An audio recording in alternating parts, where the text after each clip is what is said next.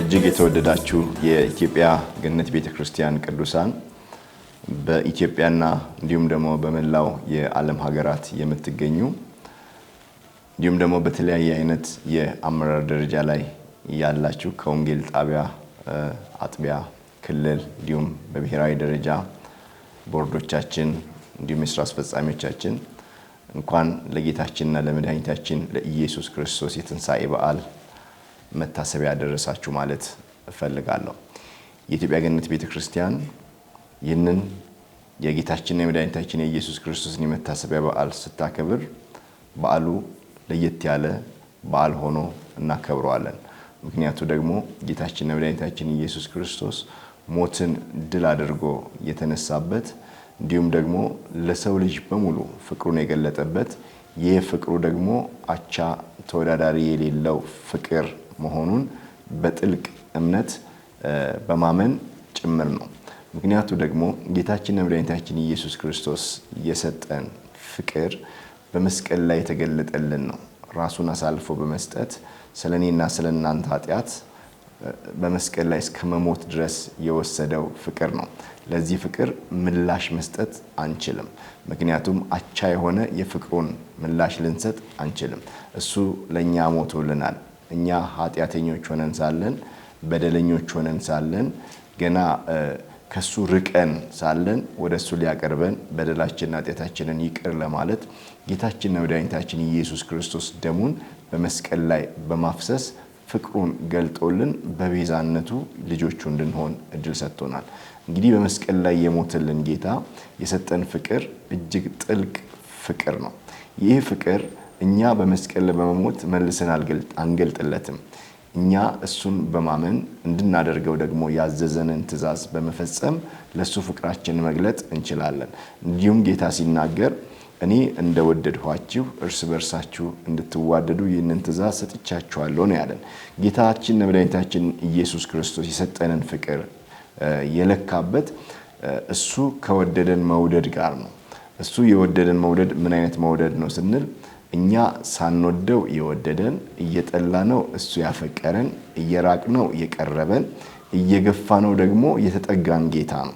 እንግዲህ እርስ በርሳችሁ ተዋደዱ ብሎ ያዘዘበት ትእዛዝ እያንዳንዳችን የምንዋደድበት መዋደድ አንዱ ሌላውን የሚወድበት መውደድ ከራሳችን ይቀበለኛል፣ ጥሩ አመለካከት ለኔ ያለው፣ ጥሩ አመለካከት ለኔ ያላት ከሚለው ነገር ተነስቶ የሚደረገው አይነት መንገድ በፍጹም ትክክለኛ ፍቅር አይደለም። ትክክለኛው ፍቅር እየጠሉን መውደድ፣ እየገፉን መቅረብ ነው ማለት ነው። ጌታችን ያደረገው ያንን ነው። እንግዲህ ልንገለው ተዘጋጅተንለት እያለን የወደደን ጌታ ነው። ስለዚህ ሲወደን በእንደዚህ አይነት መውደድ እየጠላ ነው የወደደን። ምናልባት በተለያየ አይነት ሁኔታዎች ውስጥ እያለፍን ያለን ሰዎች ልንኖር እንችላለን። እየተጠላን ግን መውደድ ይጠበቅብናል ማለት፣ እየተገፋን መቅረብ ይጠበቅብናል ማለት። ምክንያቱ ደግሞ ጌታችንና መድኃኒታችን ኢየሱስ ክርስቶስ የከፈለልን የፍቅር ክፍያ እሱ ስለሆነ ማለት የዚያ ዕዳ አለብን ማለት ነው። ያንን የማድረግ ያንን የመኖር እንግዲህ ይህንን ትንሣኤ ስናስብ ጌታችንና መድኃኒታችን ኢየሱስ ክርስቶስ ሞትን ድል አድርጎ የተነሳ ጌታ ነው። ሞትን ድል አድርጎ ተነስቷል ብለን ስንል ደግሞ ማንም በዚህ ምድር ላይ ሞትን ድል አድርጎ ሕያው ሆኖ የኖረ የለም። አንዳንድ ሰዎች ከሞት እንደተነሱ እናውቃለን፣ ግን ተመልሰው ሞተዋል። በመጽሐፍ ቅዱሳችንም ተጽፎልን የምናገኘው እውነት እሱ ነው። ነገር ግን ጌታችንና መድኃኒታችን ኢየሱስ ክርስቶስ ሞትን ድል አድርጎ ተነሳ፣ ወደ አባቱም አረገ። ለአንዴና ለመጨረሻ ጊዜ ሰይጣን እና ሰራዊቱ የተሸነፈበት ድል የተነሳበት ጊዜ ነበር ማለት ነው። ስለዚህ ትንሣኤው ለኛ ለየት ያለ ትንሣኤ ነው። ኢየሱስ ሞትን ድል አድርጎ የተነሳበት ነው። እንግዲህ የተወደዳችሁ ቅዱሳን ኢየሱስ ሞትን ድል አድርጎ ሲነሳ እያንዳንዳችን የዚህ የድል አዋጅ ተናጋሪ እንድንሆን ደግሞ የተጠራን ሰዎች ነን። ለዚህ ነው መጽሐፍ ቅዱሳችን ሲናገር በማቴዎስ ወንጌል ምዕራፍ 28 ላይ እንደዚህ ብሎ ይናገራል። ከቁጥር 5 ጀምሮ ያለውን አነባለሁ። መልአኩም መልሶ ሴቶቹን አላቸው እናንተስ አትፍሩ የተሰቀለውን ኢየሱስን እንድትሹ አውቃለሁና እንደተናገረ ተነስቷልና በዚህ የለም የተኛበትን ስፍራ ኑና እዩ ፈጥናችሁም ሂዱና ከሙታን ተነሳ እነሆም ወደ ገሊላ ይቀድማችኋል በዚያም ታዩታላችሁ ብላችሁ ለደቀ መዛሙርት ንገሯቸው እነሆም ነገርኋችሁ በፍርሃትና በታላቅ ደስታም ፈጥነው ከመቃብር ሄዱ ለደቀ መዛሙርቱም ሊያወሩ ሮጡ እነሆም ኢየሱስ አገኛቸውና ደስ ይበላችሁ አላቸው እነርሱም ቀርበው እግሩን ይዘው ሰገዱለት በዚያን ጊዜ ኢየሱስ አትፍሩ ሂዳችሁ ወደ ገሊላ እንዲሄዱ ለወንድሞቼ ተናገሩ በዚያም ያዩኛል አላቸው እንግዲህ ጌታ ኢየሱስ ክርስቶስ ከሞተ በኋላ ሰንበት ዕለት በማለዳ ወደ መቃብሩ የሄዱት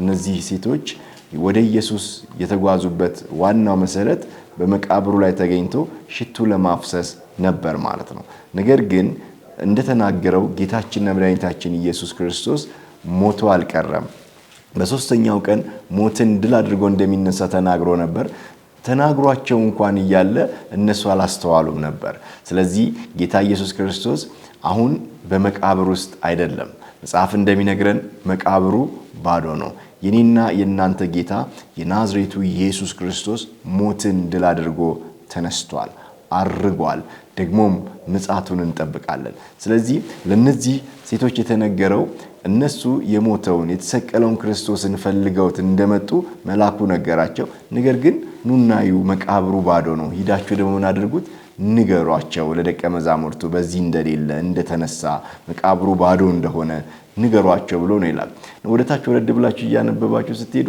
እነዚያ የገደሉት ሰዎች በሚገርም አይነት ሁኔታ ኢየሱስ እንደተሰረቀ አድርገው ለማሰብ የገንዘብ ስጦታ ሁሉ በመስጠት ምን ያህል አሁን በዚህ ዘመን እንደምናስበው እንደ ሙስና አይነት ነገር አድርገው የተለያየ ታሪክ ለማጻፍ የሞከሩ ነበር ነገር ግን የኢየሱስ ታሪክ ሁሉ ጊዜ እውነት ስለሆነ እውነትን ለመሸሸግ የሚያስችል ምንም ነገር አልነበረም ማለት ስለዚህ ወገኖቼ ዛሬም የተጠራ ነው አንድ ነገር አለን የመጣን ወደ ኢየሱስ ነው መቃብሩ ባዶ ወደ ሆነው ሞትን ድል አድርጎ ወደ ተነሳው ወደ አባቱ ወደ አረገው ጌታ እያንዳንዳችን መተናል ዛሬ ስለ ትንሳኤው ስንናገር ስለ ሞትና ስለ ትንሳኤው ስንናገር በሐዘን ሳይሆን በድል ነው በደስታ ነው በሐሴት ነው ምክንያቱም መድኃኒታችን ኢየሱስ ክርስቶስ ሞትን ድል አድርጎ ተነስቷል ስለዚህ ወደሱ የመጣ ነው ወደሱ መተን ደግሞ ድል አድራጊውን ጌታ ሞትን ያሸነፈውን ኢየሱስን ለሌሎች ለመስበክ ነው የተጠራ ነው ማለት ስለዚህ ልክ እንደነዚያ ሴቶች ዛሬም ጥሪያችን ይሄ ነው